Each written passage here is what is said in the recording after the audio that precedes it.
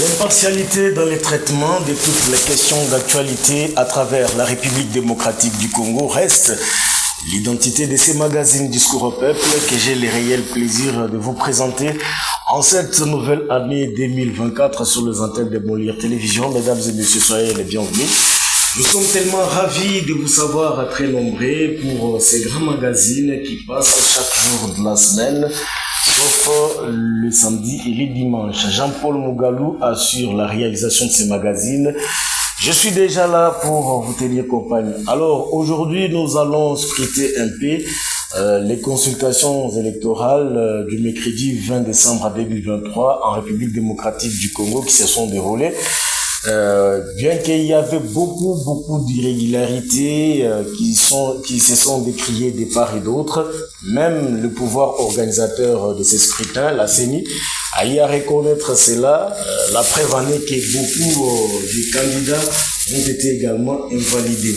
Quelle analyse faire de cette question très pertinente pour la bonne marche de la République démocratique du Congo? Pour en parler, mesdames et messieurs, nous avons associé à ce niveau de réflexion Monsieur Franck Banza, il est interfédéral du parti politique Engagement Citoyen pour le Développement, SID, de Martin Foyoulou Madidi qui est avec nous sur ce plateau. Soyez les bienvenus, interfédéral. Merci beaucoup, je dirais merci beaucoup aussi au milieu de téléspectateurs qui nous regardent via le canal de Molière Télévision et je salue tout le Congolais conscient et que je salue tous les Katangaises et Katangais très conscients et déterminés. Oui, d'une manière détaillée, quelle analyse faites-vous aussi du déroulement du processus électoral du 20 décembre jusqu'à ce que nous sommes arrivés à la publication des résultats provisoires qui ont été également validés par la Cour constitutionnelle, du moins pour la présidentielle? Permettez-moi que nous soyons un peu plus clairs parce qu'on ne veut pas tomber dans l'erreur de tout le monde et surtout que le peuple congolais conscient aujourd'hui, on ne sait pas aujourd'hui parler que nous avons eu élection en RDC. Moi je crois que le mot qui convient au théâtre de messieurs Kadima, c'est les nominations. Pourquoi? Parce que nous avions vu l'organisation de ces élections qui n'ont pas été dans tout le sérieux possible. Donc tout ce qui s'est passé pour moi et pour nous, peuple congolais, c'est vraiment du théâtre que nous avions assisté de tous les épisodes possibles, partant par l'organisation, dès le début d'enrôlement, les votes même en question, jusqu'au jour où ils ont nommé des gens, et au point où je viens de constater, on ne sait pas parler d'un parlement. Je pense que dans la terminologie politique, tous les termes qu'on peut utiliser en politique ne sont plus valables. On ne sait plus parler de l'Assemblée nationale, on ne sait plus parler de l'Assemblée provinciale et autres, mais plutôt s'il faudrait qu'on aille très loin, il faut qu'on parle de regroupement politique. Nous avons un parlement composé, il faut peut-être être plus clair, nous avons un parlement politique tribal. Parce qu'on ne sait pas voir des tendances qui composent un parlement digne de son nom. Nous ne savons pas voir la composition des députés. Je suis tellement très désolé aujourd'hui de voir les élus du peuple, les gens que le peuple, les gens auxquels les gens, que dirais-je, les gens auxquels les autres se sont, ils ont utilisé leur force, leur temps pour aller voter des gens aujourd'hui qui ne savent plus voir l'intérêt de ceux-là qui ont voté. Maintenant, là, on voit les intérêts personnels. Donc, il y a du désordre, c'est de la cacophonie, je ne sais pas parler d'une élection crédible. Je ne sais pas qu'est-ce qu'ils vont faire exactement au Parlement à part être d'accord. Parce que tout ce qui sera fait là au Parlement, c'est être d'accord. Ils vont appliquer la parole, la Bible, qui est Jésus, le oui et amen, c'est fini. Je ne vois pas un Parlement composé d'opposants là-bas à l'intérieur, parce que tous ceux qui sont là, ils sont là pour leurs propres intérêts. Et je ne vois aucun député, je précise, aucun député qui parlera au profit du peuple congolais, la pauvre population qui souffre aujourd'hui. Je ne vois pas un seul mandataire aujourd'hui qui pourra se tenir debout dans le nomination de M. Kadima ici et qui parlera au profit ou à l'intérêt du peuple congolais. C'est vraiment très regrettable. Voilà pourquoi je l'ai dit, on ne sait pas parler d'une élection, mais le mot qui convient, c'est des nominations que M. Kadima a fait, enfin de donner un confort. J'étais dans le média et je le dis aujourd'hui, peut-être que certains pourront m'appeler prophète parce que tout ce que nous avions dit se sont réalisés aujourd'hui. Qu'est-ce que Martin Fayoulou n'a pas dit et qui ne s'est pas réalisé? Si Martin Fayoulou n'avait pas parlé du fichier électoral, peut-être on devrait être ignorant. Mais tout ce qui se passe aujourd'hui, Martin Fayoulou l'avait dit, il avait décrié à haute voix qu'il y a un fichier fictif composé des électeurs fictifs qui vont donner les voix aux citoyens Félix. Et c'est la chose qui est arrivée. Martin Fayoulou avait dit tout haut que le jeu de M. Kadima est ils veulent avoir la majorité parlementaire. Ce n'est pas une surprise, c'est ce qui est arrivé. Et ce qui viendra par la suite, que nous attendons, si on ne s'élève pas peuple congolais, c'est la modification de la Constitution pour donner un long mandat aux citoyens Félix. Si on ne s'élève pas, ça va arriver. Donc il est grand temps de ne pas être aussi très ignorant dans tout ce qui se passe. Alors on ne sait pas dire que nous étions ignorants, on le savait. Et nous avions parlé tout haut. Nous étions comme des Jean-Baptiste. Nous avions décrit tout haut les jeux de M. Kadima. Et aujourd'hui, c'est arrivé. On n'a pas regretté, mais au contraire, on doit se lever pour que nous prenions de nouvelles stratégies, pour que nous réfléchissions autrement, afin que nous arrivions à freindre exactement ce que M. Kadima a fait et ce que M. Tshisekedi voudra faire pour chercher à prendre la prépondérance d'une manière illégitime. Ça ne passera pas. Oui, depuis les débuts même du processus, Martin Fayoulou, votre leader, avait bien suggéré certaines recommandations à la centrale électorale qui semblaient être idéales et aussi objectives. Mais plus tard, nous l'avons vu revenir à la raison et aller aussi déposer sa candidature. Est-ce qu'il était au moins convaincu que toutes les recommandations et suggestions formulées à l'endroit du bureau Kadima étaient prises en compte pour qu'il puisse s'engager? Permettez que je compare M. Kadima à un enfant têtu et très impoli qui estime savoir tout à l'égard de ses parents, qui estime connaître tout, mais le danger c'est que quand on se trouvera face contre mur, on est coincé, le feu déjà allumé, on se rendra compte qu'on était interdit quelque part. Tout ce qui s'est passé, je viens de le dire tout à l'heure, le président Martin Fayoulou avait dit ça. Raison pour laquelle nous, de la Mouka, nous n'avions pas postulé, nous n'étions pas dans ces jeux d'élection ici. Le processus électoral. Mais c'est vous qui le dites, processus électoral. Nous parlons à un jeu de nomination qu'ils ont organisé. Donc ça ne servait même à rien, parce qu'on le savait déjà. On le savait. Mais pourquoi lui, il est allé postuler? Pourquoi Martin Fayoulou a voulu aller représenter le peuple congolais? Je précise ici d'abord que ce n'était pas par son propre vouloir de refuser que le député de la Mouka ou de l'ECD postule et enfin que lui aille postuler. C'est un monsieur très déterminé dans la lutte et dans le combat. Vous savez très bien qu'on savait que ces élections ou ces nominations, comme ça vient de finir, ne pouvaient pas aboutir aux vérités des urnes. Non, on le savait très bien. Mais pourquoi il est allé? Parce qu'il y a eu le cri du peuple congolais. Il y a eu les appels du peuple congolais que nous sommes. Nous nous sommes dit que, bon voilà, le commandant du peuple, nous vous avions fait confiance en 2018 et vous êtes le seul leader sur qui nous Congolais pouvons espérer et compter.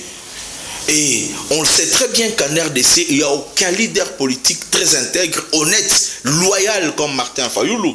Et c'est le seul sur qui le peuple congolais a confiance. Eh bien, quand il ne voulait pas aller dans ce théâtre de M. Kadima, il a compris les appels du peuple congolais. Il a compris l'appel de la Senko, le CC, le père de l'église catholique. Il a accepté et il est allé répondre valablement. Mais pourquoi? Vous savez, vous ne pouvez pas conduire un véhicule si vous n'êtes pas dedans. Et ça devrait être plus pire que ça parce qu'il y a des choses que nous avions dévoilées parce que nous étions dedans. On avait un candidature potentiel. Il y a des choses qu'on a su parce que nous étions dans ces processus électoraux que nous avions décriés tout haut. Mais si nous n'étions pas dans ce processus, ça allait être pur qu'on ne pouvait même pas savoir dans le moindre détail pendant le vote, après le vote, tout ce qui s'est passé au contour. C'est parce qu'on était dedans qu'on a décrié tout ce que M. Kadima a fait. Si aujourd'hui on a su des machines et autres, parce que la COEL, la coordination qui dirige les élections dans la Mouka, c'est une équipe très forte. Et nous avions déployé des témoins partout en RDC. Nous avions déployé nos représentants partout pour gérer, voir ces élections, comment ça va se dérouler. Ça a été dans violation de la loi électorale sur tous les articles possibles. Où avez-vous déjà vu les élections qui se prolongent pendant 4, 5, 6 jours ou 7 jours? Ça, c'est du jamais vu. C'est l'exclusivité que M. Kadima nous amène ici en RDC. On n'a jamais vu ça. Une élection qui va au-delà de 7 jours. Les gens de l'Union sacrée qui détenaient des machines dans leur maison, qui sont en train d'invalider, mais qui sont reconduits. Vous n'avez pas appris récemment. Les gouverneurs qui ont été invalidés, qui ont été reconduits récemment, là, ce sont du théâtre. Quand on parle de théâtre, c'est du théâtre. Un théâtre, ce sont des scènes rigolantes on se met là, on voit, c'est ce que M. Kadima nous a donné. 7 jours d'élection, les gens qui détenaient des machines de vote, où est-ce que c'est déjà passé? Alors, face à tout ça, parce qu'on était à l'intérieur. Raison pour laquelle le président élu, le commandant du peuple, M. Martin Fayulu, a dévoilé de nouveau ces plans-là, parce qu'il était à l'intérieur. Mais hélas, moi, personnellement, j'ai rigolé quand M. Kadima a donné au président Martin Fayulu 5%. Puis je ne sais pas s'il a fait une confusion, parce que le citoyen Félix ne peut jamais, même dans le rêve, on dort, on rêve, Félix avec 73%. Jamais, ça peut arriver. Mais s'il arrivait que moi j'ai fait ce genre de rêve, c'est un cauchemar. Félix avoir 73%. Peut-être qu'il a fait une confusion, les 70 quelques pourcents est pour Martin Fayulu. Et le 5% convient au citoyen Félix parce qu'il ne peut en aucun cas réaliser ces votes-là. Voilà pourquoi même les gens qui lui ont fraudé des voix ont décrié, nous l'avions vu dans les réseaux sociaux, vous me disqualifiez de la course, mais mes voix là, quand vous me dites que je suis fraudeur, j'ai fraudé aussi les voix du citoyen Félix. Vous voyez comment les choses, eh bien la Cour constitutionnelle qui vient nous réduire, donc c'est du théâtre. Mais il y a une possibilité de quitter ce théâtre et de ramener les choses sérieuses en RDC. C'est très possible. Si le peuple congolais pouvait rester très déterminé comme certains pays africains aujourd'hui, on ne peut pas accepter l'illégitimité dans la gestion des choses. Nous sommes capables de réclamer la légitimité. Le pouvoir appartient au peuple. Le pouvoir n'appartient pas à des individus. Voilà pourquoi il y a l'article 64 de la Constitution qui donne mandat au peuple congolais de faire échec à tout celui-là qui prend le pouvoir par force, ou le groupe d'individus qui veulent s'accaparer les pouvoirs. Le peuple congolais a ces pouvoirs-là. Mais tant que nous resterons ignorants jusqu'à ces niveaux, on continuera à pleurnicher et on ne saura pas avoir des solutions. La seule solution, c'est de se réveiller. La seule solution, c'est de rester très déterminé, enfin, de recouvrer la victoire, plutôt le pouvoir qu'on nous a volé pendant si longtemps qui nous appartient. Si vous nous rejoignez, c'est votre magazine Discours peuple qui passe à l'instant, mesdames et messieurs. Nous recevons pour vous l'interfédéral du parti politique SID de Martin Fayoulou Madidi dans la province du Haut-Katanga en la personne de monsieur Franck Banza qui est avec nous. Avec lui, nous passons en revue ce qu'a été les dessous des cartes des scrutins du 20 décembre 2023 en République démocratique du Congo. Que répondez-vous à cette opinion qui estime que la participation du commandant du peuple à ces élections a fait en sorte que les résultats tels que publiés par la centrale électorale puissent avoir beaucoup plus de légitimité? Si jamais Martin Fayoulou avait refusé de ne plus y participer, ça pouvait en quelque sorte ne pas avoir l'ampleur que ça aujourd'hui. Vous voyez, un voleur reste un voleur, papa. Il peut être en prison aujourd'hui, il sort. Demain, il est toujours voleur. Il peut se dire, bon voilà, j'ai crié au Seigneur, je me suis repenti, demain on reste voleur. Il peut piquer même ton téléphone s'il était habitué à voler des histoires très, très élevées.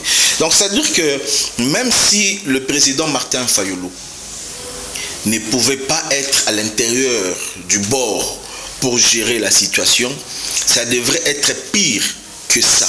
Pire que ça. Et moi, je crois très bien que le problème, c'est nous, peuple congolais, nous acceptons facilement les intimidations, nous acceptons l'illégitimité par peur d'être, je sais pas, maltraité. Je crois très bien que si aujourd'hui, il y a eu certains, comme vous venez de le dire, sous-éclaircissements, c'est parce qu'il était à l'intérieur, il était à bord. Il y a eu des équipes qui étaient sur terrain. Nous étions, moi que vous parle, j'étais sur terrain toute cette nuit-là, moi j'étais en train de surveiller les élections. Est-ce que vous saviez que dans un centre où on pouvait déclarer qu'il y a 3 bureaux, au milieu de la nuit, il y avait plus de 4 bureaux qui se sont créés, qui n'étaient même pas enregistrés. Des bureaux non identifiés. Ce sont des choses qui se sont passées la nuit. Mais si nous n'étions pas dans la course, comment on devrait savoir ces choses-là? Nous avions vu comment les témoins, le soi-disant témoin, aucun centre n'a livré le PV. Aucun centre. Aucun centre n'a eu le PV. Pourquoi? Parce qu'ils savent très bien que les résultats devraient se publier bureau par bureau. Et on devrait avoir les PV où nos témoins ont signé. Aucun témoin n'a eu accès au bureau des votes. Et aucun témoin n'a su exactement tout ce qui... Et j'espère ils se sont joués de peuple congolais, les vieilles mamans qu'on a entraînées sous soleil avec la famine. Vous pouvez vous imaginer, ils sont en train de publier les tendances au moment où les autres bureaux sont en train de voter.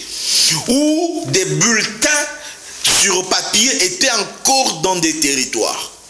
Si M. Kadima pouvait avoir publié des tendances, il devrait tenir compte du bulletin papier, eh bien la partie électronique. Ici, vous allez comprendre que la partie électronique où s'est caché les électeurs fictifs que le président Martin Fayoulou décriait à haute voix, ce sont ces électeurs-là qui ont voté dans le bureau et autres, qui ont donné au citoyen Félix plus de voix. On comprend. Bon, il est le président de la République, je suis aussi Franck Banza, directeur dans mes entreprises. Chacun a le respect de sa fonction. On me respecte de mon poste de directeur. Vous les respectez comme tout citoyen. Il est citoyen congolais, il est président, je ne sais pas, moi je n'en fais pas débat pour ça, mais il est un citoyen congolais, tout comme je suis citoyen congolais, je ne vois pas un problème pour ça. Donc tous ces gens-là, qui ont donné le confort aux citoyens Félix Tshilombo vient du fichier électoral. Ce sont des choses que nous avions décriées tout ce temps. Si nous n'étions pas à l'intérieur, si on n'était pas sur place au terrain, donc c'était que des formalités qu'on voit que les gens ont voté. Ces bulletins, je ne sais pas s'ils ont déjà jeté ça à gauche, à droite, parce que ça n'avait pas d'importance et on ne sait pas savoir le rôle de ces bulletins, c'était quoi, parce que ça traînait encore dans les territoires. Lui, il publiait déjà des tendances sur format électronique, mais des voix qui sont venues d'où? Parce que s'il fallait qu'on soit sûr de ces voix électroniques, il fallait qu'on fasse le comptage manuel. Pour avoir le comptage manuel, on devait avoir des PV, mais des PV ont été bloqués. Donc c'était tout un jeu qu'il avait déjà prévu pour donner un confort aux citoyens Félix Tshilombo. Mais nous, peuple congolais, nous ne pouvons jamais accepter cette histoire. Nous continuerons à demander que ces simulacres d'élection soient menés. Parce que ça n'a rien d'intérêt pour le peuple congolais. Mais au contraire, ça n'a intérêt aux individus, aux personnes. Ils se cafouillent déjà, vous apprenez, ils sont en train de se cafouiller là-bas. Les députés à gauche et à droite veulent quitter gauche pour aller droite. Je ne sais pas si les Congolais réfléchissent. Vous n'avez même pas encore commencé la session, déjà vous quittez vos mentors politiques. Vous voyez? Eh bien, on peut se dire, est-ce qu'on peut compter sur ces gens-là, qu'ils peuvent représenter valablement le peuple congolais? Parce que les gens que le peuple a voté sont restés dans la maison. Et ceux qui sont là sont ceux-là qu'on a nommés pour leurs propres intérêts. Ça ne passera pas. Et nous allons nous lever pour l'annulation de ces choses et que le peuple congolais doit être libre de se choisir officiellement quelqu'un qu'il veut pour le diriger. Oui, il y en a aussi qui estiment que l'opposition a navigué en contre-courant au lieu de se mettre ensemble autour d'un idéal, c'est-à-dire sortir un candidat commun qui devrait être challenger face à Félix Tshisekedi, mais l'opposition a préféré s'y rendre en ordre dispersé. Voilà les conséquences. Aujourd'hui, Félix a été proclamé chef de l'État ou président de la République élu. Êtes-vous aussi d'accord? Ça, ce sont des spéculations, des rumeurs. Parce que si vous étiez ensemble, Martin Fayulu, Moïse Katumbi, Augustin Matata Pogno, l'homme en vol d'Élysée Sanga, formant toute une coalition face à un Félix Tshisekedi avec son union sacrée, vous voyez que ça allait donner quand même un grand contre-coup. Je peux vous faire réfléchir. Oui. Martin Fayulu est le seul qui peut battre Félix Tshisekedi, même sans coalition. Les gens, l'union sacrée face à Martin Fayulu, c'est rien. C'est rien. Moi, je l'ai toujours dit. Soyons sérieux. Si moi, Franck pense, je peux battre les citoyens Félix aux élections, que dire à quelle occasion comme ça vous l'aviez battu? Si moi je peux battre Félix aux élections, je peux le battre. Mais que dire mon père politique Martin Fayulu? Donc ça ne sert à rien d'être dans ces rumeurs, positions divisées. Voilà pourquoi ils ont gagné. La fraude était là même avant que l'opposition s'unisse. Même si l'opposition était la fraude était déjà bien planifiée parce que les fichiers électoraux gardaient déjà la cartouche pour monsieur Félix Tshisekedi. Donc, c'est un débat qu'il ne faudra même pas mettre sur table, disons que l'opposition était divisée. Ben, pensez-vous que c'est qui l'autre monsieur Denson, il s'appelle encore comment? Voilà, lui qui a fait, je ne sais pas combien de pourcents. Si c'est 18%, plus le 5% de Martin Fayulu, est-ce que ça, les 34% là-bas face aux fraudes que M. Félix a gagné, ça pouvait faire quoi exactement? Ce sont des jeux. Il n'y a pas eu élection, il y a eu nomination, il y a eu fraude. Même si, moi je connais des gens qui ont fait beaucoup de voix, et bien par conflit politique, il y a le problème des seuils, bon voilà, ils n'ont pas atteint les seuils, ils ont été débarqués comme ça. Mais pourquoi? Parce que ce sont des éléments qui pourraient apparaître gênants dans leur plateforme, ils ont été disqualifiés comme ça. On ne sait pas parler d'une élection crédible. Il y a des gens qui ont été maillot jaune dans ces élections, mais qui malheureusement aujourd'hui n'ont pas été proclamés élus. Donc tous, retenez ceci, chers peuples congolais. Tous ces gens que vous voyez nommés au niveau national, au niveau provincial, sont là pour les intérêts du citoyen Félix afin de lui donner un confort, la majorité. S'il y avait le souci du peuple congolais, les gens que vous avez votés devraient être au Parlement. Donc ça ne sert à rien qu'on parle aujourd'hui sur ces débats de l'opposition fragilisée, ça a donné mandat. Non. La fraude était déjà planifiée depuis le début. Et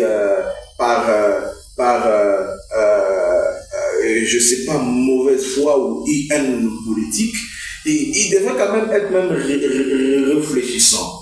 Vous voyez, dans dans certaines villes, dans certaines provinces, bon, je sais pas, c'est vraiment des choses inexplicables que le Kadima a fait. L'opposition ne pouvait toujours pas rester unie pour battre M. Félix. Même étant Martin Fayoulou et M. Moïse à côté, il était toujours possible de battre M. Félix si les choses étaient correctes et droites.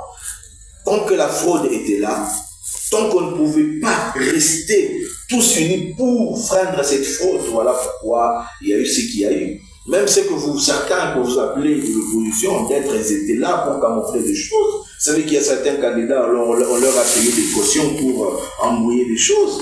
Il y a certains opposants là qui étaient là pour chercher à embrouiller des choses. Donc ça ne sert à rien. La détermination et une conscience personnelle d'un peuple congolais qui est éveillé. Et je crois très bien, pour une élection crédible, ça ne demande pas de coalition. Pour une élection normale, démocratique, transparente, pour battre et gagner, ça ne demande pas de coalition.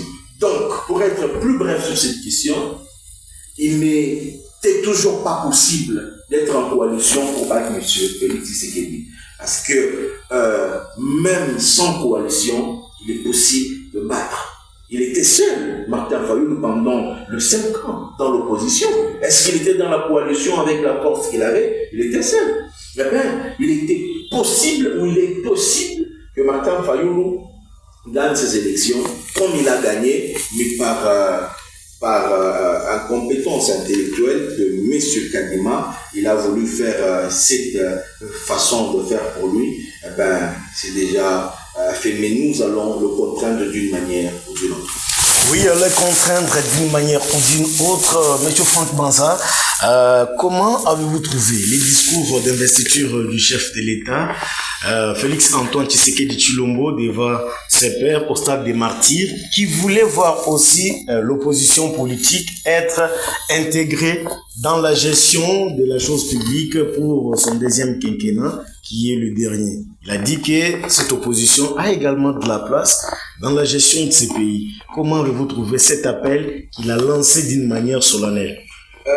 D'abord, je voudrais faire l'aperçu un peu superficiel sur le soi-disant discours de M. Félix. Je crois qu'il n'y a rien qu'on n'avait jamais entendu qui se trouve dans ce discours-là. Rien. Vous ne savez pas qu'il avait déjà promis ce qu'il a encore promis au stade des Martyrs la fois passée. Tout ce qu'il a dit, nous l'avions déjà entendu, et d'autres ne sont jamais réalisés. Il avait dit... Il a dit que les erreurs, il ne va pas reprendre les erreurs du passé. Cette fois-ci, c'est la bonne. Mais bon, que Dieu nous aide en tout cas pour qu'on arrive à bien garder nos cœurs lorsque nous serons dans la démocratie, lorsque nous serions dans une gestion très aisance avec le président Martin Fayoulou, que nos cœurs au moins se réjouissent. Ces discours étaient là pour flatter ceux-là qui aiment la flatterie, ceux qui aiment entendre des choses auxquelles il ne s'est toujours pas réalisé. Combien de choses il a dit, qu'il a promis, qu'il n'a jamais réalisé, que j'ai entendu personnellement dans ce discours-là. Donc il n'y a rien de nouveau.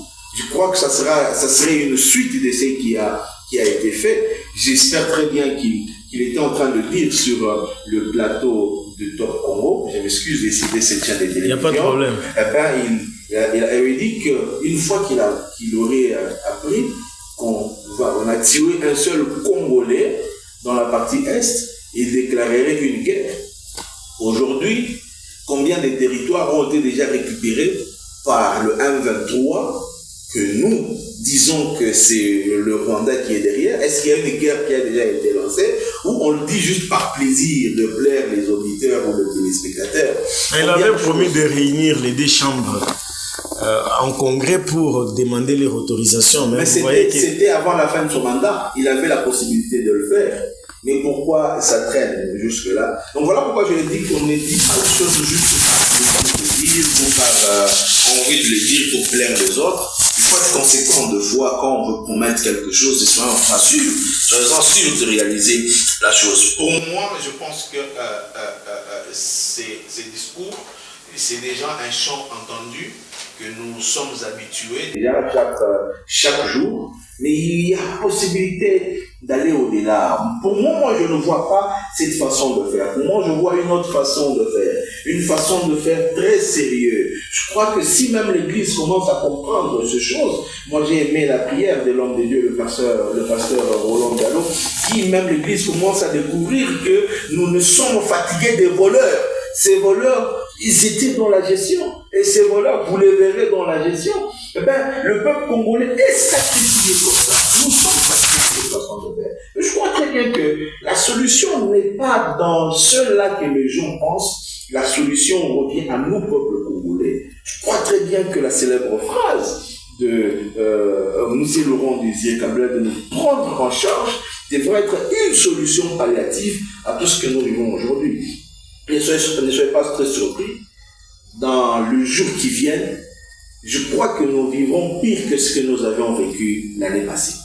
Les erreurs dont on va réparer, ça serait pire même des erreurs que nous avions connues dans le passé. Eh bien, il n'est pas question d'espérer ou d'avoir confiance sur des gens parce qu'on ne trouvera jamais de solution. La seule solution revient à nous, peuple congolais. Rester d'être très déterminé, d'être éveillé, c'est soulever, enfin d'avoir le droit qui sont à nous, enfin de mettre en exergue le droit que le peuple congolais a. Je crois que c'est la décision qui nous revient à nous, peuple congolais. Oui, quelle est alors la solution des échanges au sein des SID par rapport à toute cette crise post-électorale que le pays est en train de connaître, que vous avez envisagé? Oui, bon, vous voyez, je ne peux pas venir étaler les stratégies ni au moins les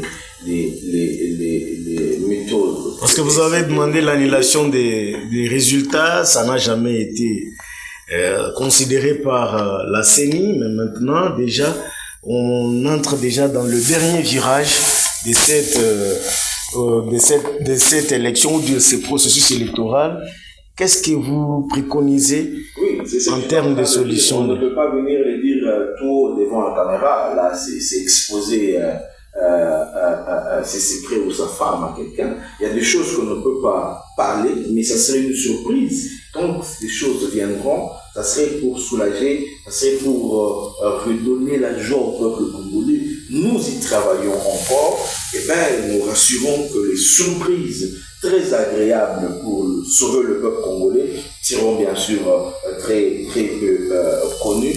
Nous sommes en train de faire tout pour que le peuple congolais reste souverain. Pour que moi, l'honneur du peuple congolais, quand on parle que je suis congolais à l'extérieur, on vous dit que vous êtes congolais, pas un Congo déjà balkanisé. J'ai appris déjà que les territoires récupérés par le M23, il y a eu des nominations des administrateurs de ces territoires. Vous comprenez ça dans un pays où on se dit un pays souverain, des limites de la frontière déjà bousillées par d'autres pays, où il y a déjà une autre gestion dans un autre pays, au moment où on se dit que nous avons des dirigeants, donc c'est de la racaille, s'il faudra le dire ainsi. Ce que nous espérons, très bientôt, nous allons vous mettre informés de décisions que le parti cher au président Martin Fayulu aura pris, enfin que le peuple congolais se sente heureux, libre et surtout très joyeux quand on est congolais. On a vu le week-end, samedi, tard dans la soirée, certains candidats députés nationaux, provinciaux, membres de l'opposition qui ont souhaité rejoindre le camp de Félix Tshisekedi, dont ils trouvent qu'il incarne vraiment la vision de bien faire émerger et avancer ce beau pays qui est la République démocratique du Congo. En tant que membre de l'opposition, comment avez-vous trouvé aussi cette option levée par ces groupes de députés? C'est de la comédie, ça, pure et simple. Vous ne pouvez pas peut-être être ingrat jusqu'à ce niveau-là. On vous a soutenu, on a payé pour vous la caution là, on a payé pour vous la campagne et puis les sessions parlementaires n'ont même pas encore commencé. Vous voulez quitter vos leaders politiques. Je ne veux pas entrer dans ces débats. Moi personnellement, je ne connais pas. Ils ne sont pas de notre parti politique. Ça ne revient que dans la compétence de leur parti politique. Mais pour moi, je trouve que c'est de l'ingratitude et c'est vraiment une comédie. Comment toi, il s'est dit opposant, tu es passé dans le casquette de ton mentor politique et après avoir profité de son image, le peuple t'a voté et puis par la suite tu veux être ingrat. Je ne sais pas trop entrer dans ces débats, mais c'est de l'ingratitude et on ne sait pas parler de quelle opposition. Eh ben, si ils sont de l'opposition, je ne sais pas, ça engage leur parti politique. Pour nous, c'est vraiment du théâtre, de la comédie que nous allons suivre du jour au lendemain avant que le sérieux ne commence.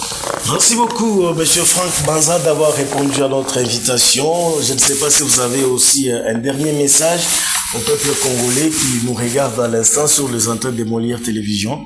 Merci beaucoup à Molière Télévision. Merci beaucoup au peuple congolais. Mon message est très simple.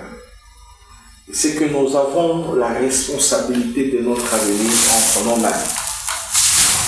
C'est-à-dire un peu d'assoupissement, nous sommes engloutis. Nous devons rester éveillés et très déterminés. Chers Katangaises et Katangais, et chers Congolais en général, il est de notre devoir de savoir qui nous sommes, afin de savoir quoi faire et comment, et surtout comment appliquer. Je vous remercie toujours de nous soutenir et il est grand temps de nous réveiller dans ces sommeils. Merci beaucoup, ça a été un plaisir de vous avoir dans ces magazines Discours au peuple. Mesdames et messieurs, c'est même par ici que nous congédions cette grand-messe des débats et analyses des questions d'actualité à travers la République démocratique du Congo. On se fixe rendez-vous déjà demain avec un autre invité sur nos antennes de Molière Télévision. Vous pouvez également nous suivre sur différentes plateformes digitales de téléchargement en ligne, bien évidemment. Merci à Jean-Paul Mougalou qui nous a réalisé. Merci également au make-up de Manuela Kabamba Kabusiku. Merci à vous, mesdames et messieurs, et on se retrouve à très vite.